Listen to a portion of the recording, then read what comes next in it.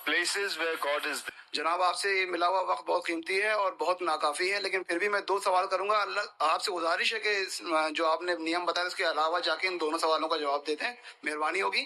پہلا جو ہے دہشت گردی سے ریلیٹڈ ہے کہ یہ جو ٹیررزم کے لیے ابھی ایک صاحب مستورات سے کوشچن آیا تھا، اس کا جو آپ نے جواب دیا میں اس سے بہت زیادہ جو ہے سیٹسفائی نہیں ہوا. آپ نے بش اور امریکی طاقتوں کو بہت بڑا ٹیررزم بنا کے، اور جو مین سوال تھا اس کا جواب نہیں ملا. میرا سوال یہ ہے کہ کشمیر کی انوسنٹ کلنگ یا افغانستان پہ جو آپ کے انفورس کر کے اسلام کو لوگوں نے کوشش کری طالبان نے، وہ یا اسامہ بن لادن، ان تینوں کو اسلام اور قرآن کی روشنی میں جسٹیفائی کیا جاتا ہے یا نہیں؟ اور مہربانی کر کے دوسرا کوشچن بھی سن لیجئے. ایک سوال بھائی صاحب، ایک سوال جو رولز ہے اس کے اوپر کیے. بھائی صاحب نے کہا کہ اہم سوال کشمیر کے بارے میں نے جواب دیا ہی نہیں. بھائی صاحب وہ سوال میں کشمیر کا ذکر تھا ہی نہیں، آپ نے سوال ہی نہیں سنا، ویڈیو ریکارڈنگ ہے ادھر. اس سوال میں کشمیر کا ذکر تھا ہی نہیں. اس سوال میں یہ تھا کہ جو WTC کا وہ جہاد ہے کیا نہیں. میں نے کہا ہے، لیکن جہاد فی سبیل شیطان. آپ نے دوسرا سوال کیا کہ میرے نظر میں جو اسامہ بن لادن کر رہا ہے وہ قرآن اور حدیث کی روشنی میں صحیح ہے کیا نہیں. جو لوگ کشمیر میں جھگڑ رہے وہ صحیح ہے کیا نہیں. جو افغانستان میں کر رہے صحیح ہے کیا نہیں. 3 سوال، ایک سوال کے 3 حصے. میں پہلے کا جواب تو دے چکا ہوں، شاید آپ نے نہیں سنا، کہ اسامہ بن لادن قرآن اور حدیث کی روشنی میں صحیح کر رہا ہے کہ نہیں. میں تو اسامہ بن لادن سے ملا ہی نہیں. آپ ملے ہوں گے، میں نے ملا.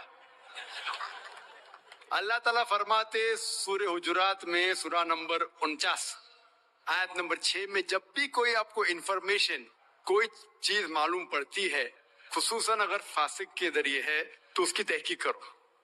سو مجھے پتا نہیں، جو یہ CNN کہہ رہی ہے کہ اسامہ بن لادن نے WTC کو گرایا، اسامہ بن لادن تو کہتا میں نہیں گرایا. تو نہ میں اسامہ بن لادن سے ملا، تو میں یہ بھی نہیں کہتا اسامہ بن لادن قرآن حدیث پہ ہے یا نہیں ہے. اللہ عالم، اللہ عالم. اگر ہے تو جنت میں جائے گا، نہیں ہے تو نہیں جائے گا. مجھے ضروری نہیں کہ اسامہ بن لادن سے ملنا میرا فرض ہے، ٹھیک ہے نا. وہ آخرت کے دن میں فیصلہ ہو جائے گا. اللہ تعالیٰ آپ سے بھی نہیں پوچھے گا کیا وہ مجاہد تھا کہ دہشت گرد تھا.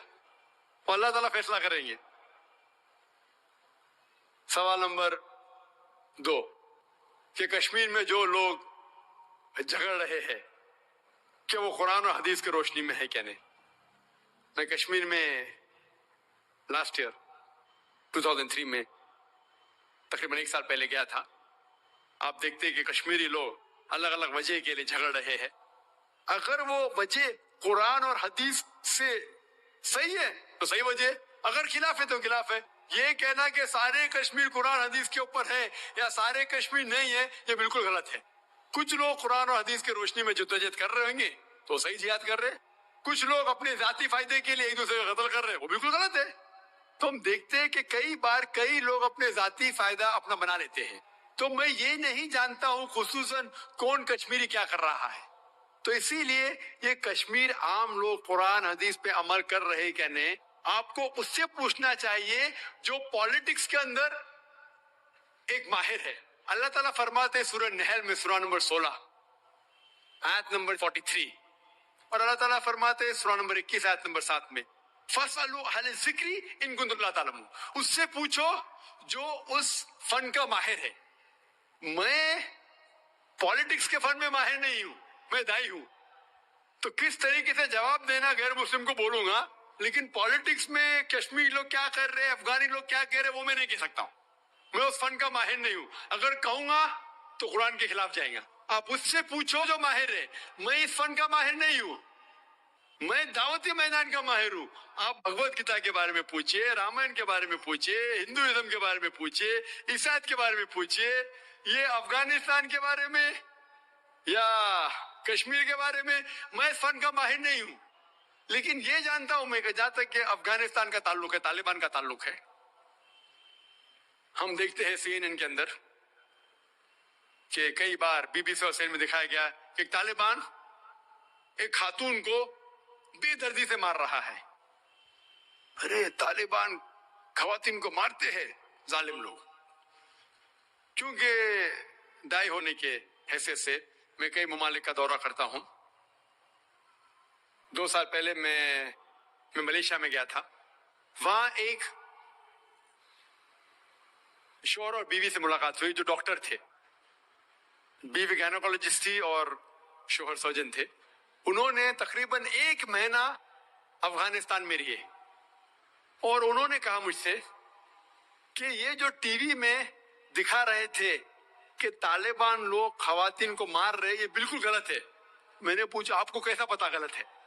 तो उसने मुझसे कहा, वो मियां बीवी ने कहा, क्योंकि तालिबान को जो पगड़ी बांधते हैं उनके बांधने का एक खुसूसी तरीका है। मिसाल के तौर पे जब हम अरबों को देखते, हमारे लिए जो अजम है, हमारे लिए सब अरब एक जैसे पगड़ी बांधते, फेटा बांधते, अपना गतरा बांधते, लेकिन वो अरब ही जानता है कि सऊदी गतरा बांधने का तरीका अलग है, वो एमिराती यूएई का गतरा बांधने का तरीका अलग है, वो कुवैती का गतरा बांधने का तरीका अलग है।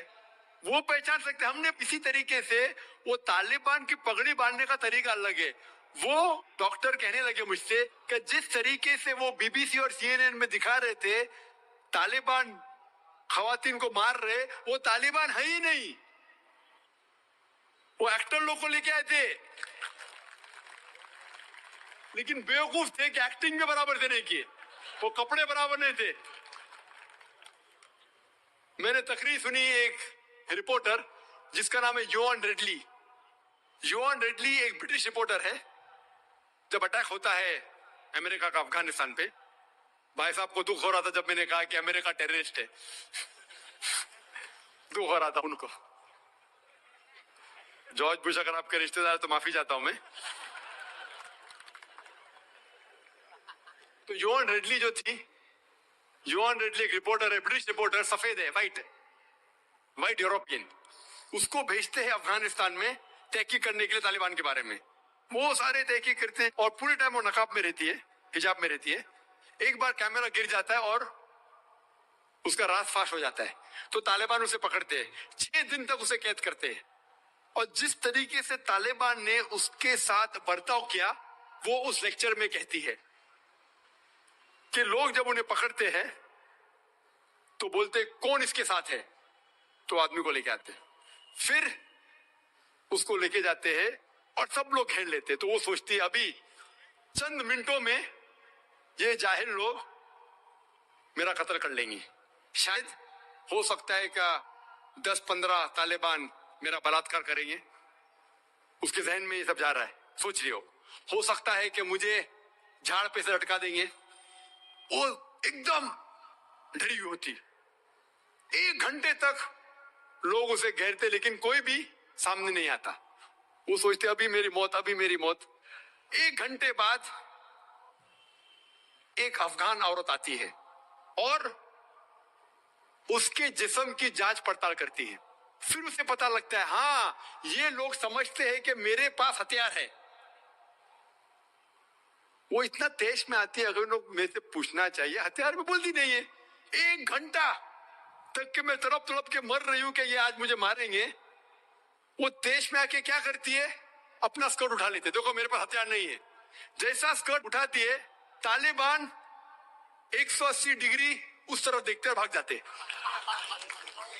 तो वो कहती है अपने तकरीर में, तालिबान को मारने के लिए बम गिराने की जरूरत नहीं। वो कहती है अगर औरतों के कपड़े छोड़ेंगे तो तालिबान मर जाएंगे शर्म के मारे। और वो तकरीर करती है कि इस इज्जत से मेरी हिफाजत की 6 दिन तक के वो तालिबान लोग ने।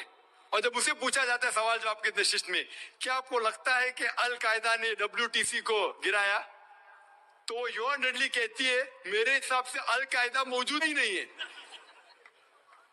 ये उसका कहना, मेरा कहना नहीं।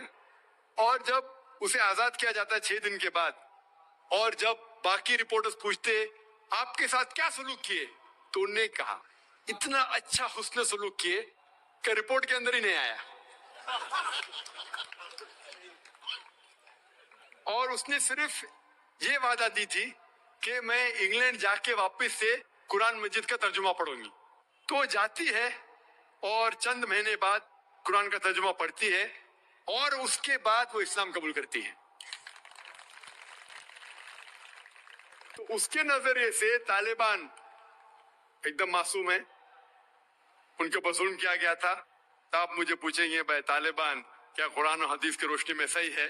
تو اس کا نظریہ اگر لیں گے, جو غیر مسلم تھی جوان ڈیڈلی, ابھی ماشاءاللہ حجاب بھی کر رہی ہے, وہ یورپین حجاب کر رہی ہے ماشاءاللہ, تو اس کے نظریے سے بھائی طالبان اچھے لوگ ہیں. تو اسی لیے نظریہ بدلتے جاتا ہے. امریکہ کے حساب سے طالبان ظالم لوگ ہیں. تو میڈیا ایسی چیز ہے کہ کوئی بھی ہیرو کو زیرو بنا سکتی ہے. They can make day into night, black into white. Day into night, black into white. Hero کو زیرو بنا سکتی ہے, کوئی ویلن کو بھی ہیرو بنا سکتی ہے.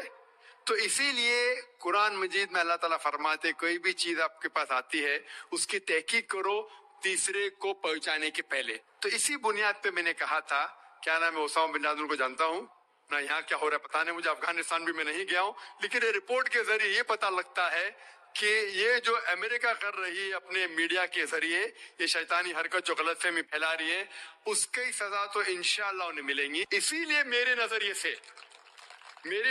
سے جارج بش نمبر 1 ٹیررسٹ ہے, آپ کو دکھ ہوائے گا.